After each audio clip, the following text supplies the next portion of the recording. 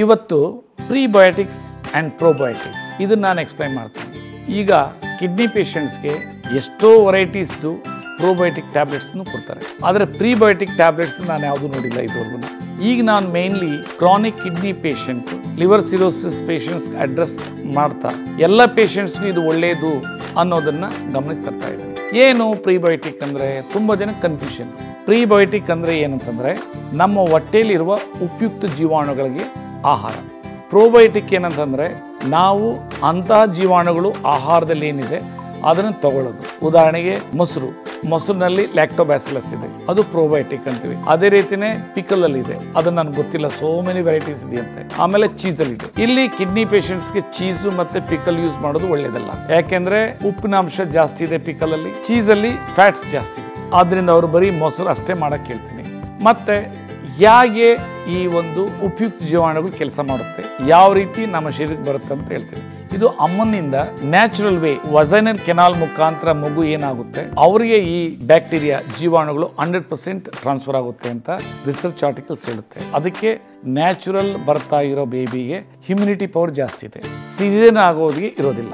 So ಆದ್ರಿಂದ ಇಲ್ಲಿ ನಾವು ಪ್ರೋಬಯೋಟಿಕ್ಸ್ ತಗೊಂಡಾಗ ಆಟೋಮೆಟಿಕ್ಲಿ ಅದು ಎನ್ರಿಚ್ಮೆಂಟ್ ಆಗುತ್ತೆ. ಮತ್ತೆ ಈ ಮೈಕ್ರೋಬ್ಸ್ ಏನು ಕೆಲಸ ಮಾಡ್ತವೆ ಅದು ಗೊತ್ತಾಯ್ತು ಅಂದ್ರೆ ನೀವು ಅದನ್ನು ತಿನ್ನೋದಕ್ಕೆ ಮನಸ್ಸು ಬರುತ್ತೆ. ಒಂದು, ನಮ್ಮ ಬಾಡಿನಲ್ಲಿ 80ಕ್ಕಿಂತ ಹೆಚ್ಚು ಆರ್ಗನ್ಸ್ ಇದೆ. ಪ್ರತಿ ಆರ್ಗನ್ಸ್ಗೂ ವಿವಿಧ ನ್ಯೂಟ್ರಿಯೆಂಟ್ಸ್ಗೆ ಡಿಫೈನ್ ಆಗಿದೆ. ಅದು ನಮಗೆ ಗೊತ್ತಿಲ್ಲ, ಎಲ್ಲ ಕೆಲವೊಂದೇ ಗೊತ್ತು. ಎಲ್ಲ ಗೊತ್ತಿದ್ರೆ ಇವತ್ತು ಮೆಡಿಕಲ್ ಸೈನ್ಸ್ ಯಾವ ರೋಗಕ್ಕೂ ಬಿಡ್ತಾ ಇಲ್ಲ, ಎಲ್ಲರೂ ಕ್ಯೂರ್ ಮಾಡಿಬಿಡ್ತಾ ಇದ್ರು, ಅದನ್ನ ನರಿಶ್ ಮಾಡಿಬಿಟ್ಟು. ಇಲ್ಲಿ ಆ ಬೆನಿಫಿಷಿಯಲ್ ಮೈಕ್ರೋಬ್ಸ್ ಗೊತ್ತಿದೆ, ಅವು ಆ ಒಂದು ಪರ್ಟಿಕ್ಯುಲರ್ ಎನ್ಸೈಮ್ಸ್ ಉತ್ಪತ್ತಿ ಮಾಡುತ್ತೆ.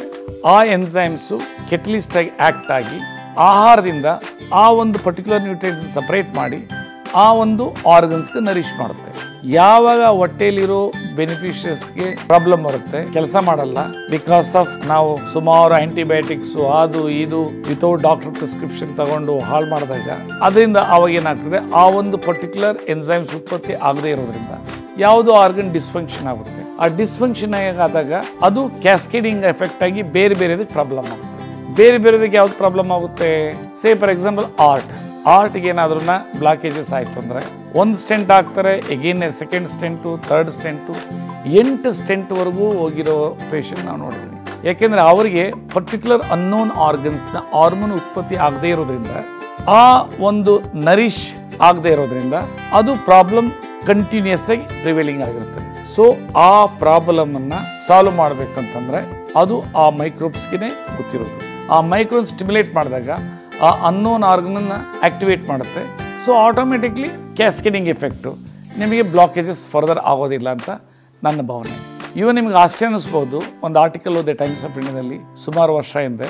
US ಅಲ್ಲಿ ಕೆಲವು ಇನ್ಕ್ಯೂರಬಲ್ ಡಿಸೀಸ್ ಇರೋ ಪೇಷಂಟ್ಸ್ಗೆ ಅಮೆಝಾನ್ ಎಲ್ಲೋ ಟ್ರೈಬಲ್ಸ್ನ ಫಿಕಲ್ ಮೆಟೀರಿಯಲ್ಸ್ ಪಾಟಿ ಅಂದರೆ ಅವರ ಒಂದು ತಗೊಂಡು ಮಲ ತಗೊಂಡು ಅದನ್ನ ಪ್ರಾಸೆಸ್ ಮಾಡಿ ಕ್ಯಾಪ್ಸೂಲ್ ಫಾರ್ಮೇಟ್ ಮಾಡಿ ಅವರಿಗೆ ಇಂಡ್ಯೂಸ್ ಮಾಡಿ ಅವರ ಗಟ್ ಮೈಕ್ರೋಬ್ಸ್ನ ಸ್ಟಿಮ್ಯುಲೇಟ್ ಮಾಡಿ ಅವ್ರಿಗೆ ಆರೋಗ್ಯ ಮಾಡ್ತಾ ಇದ್ದಾರೆ ಅಂತ ಆರ್ಟಿಕಲ್ ಓದಿದೆ. ಸೊ ಅಷ್ಟು ಪವರ್ಫುಲ್ ಟೂಲ್ ಇದೆ ಈ ಒಂದು ಉಪಯುಕ್ತ ಜೀವಾಣುಗಳಿಗೆ. ಈಗ ನಾನು ಮಾಡೋದ್ರಲ್ಲಿ ಬಹುಶಃ ಅದೇ ಇರ್ಬೋದು.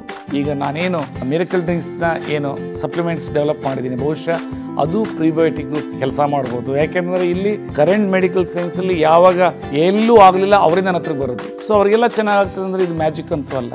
ಸೊ ಇಷ್ಟೇ ನಾನು ಹೇಳೋದು. ಸೊ ಆದ್ರಿಂದ ನೀವು ಇದನ್ನ ಪ್ರೊಟೆಕ್ಟ್ ಮಾಡಬೇಕು. ಮತ್ತೆ ಇದು ಆಲ್ರೆಡಿ ಹೇಳಿದ್ನಿ, ಗಾರ್ಲಿಕ್ ಅಂದರೆ ಬೆಳ್ಳುಳ್ಳಿ ಹಸಿದು 2 ರಿಂದ 3 ಕಾಳು, ಆಮೇಲೆ ಒಂದು 1/2 ರಿಂದ 1 ಇಂಚು ಶುಂಠಿ ಸ್ಲೈಸ್ಡು, ಆಮೇಲೆ ಮೆಂತ್ಯಕಾಳು 1 ಚಮಚ, 1 ಟೀ ಸ್ಪೂನ್ ನೆನೆಸಿದಾಗಲಿ ಸ್ಪ್ರೌಟ್ ಆಗಲಿ, ಇದು ತಗೊಂಡ್ರೆ ಇದಾಗುತ್ತೆ.